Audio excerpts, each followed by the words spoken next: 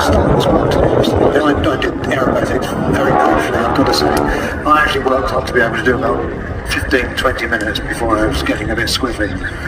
I couldn't do this. And sometimes they'll be doing this multiple times a day. Yes, that's right.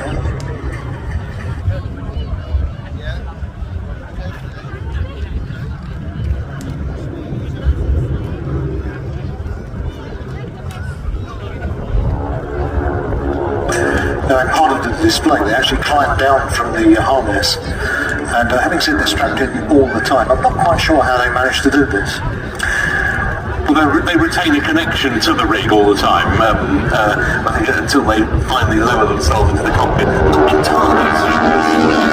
It is very, very simple. And you can see that they've started to do exactly that. They've been sitting on the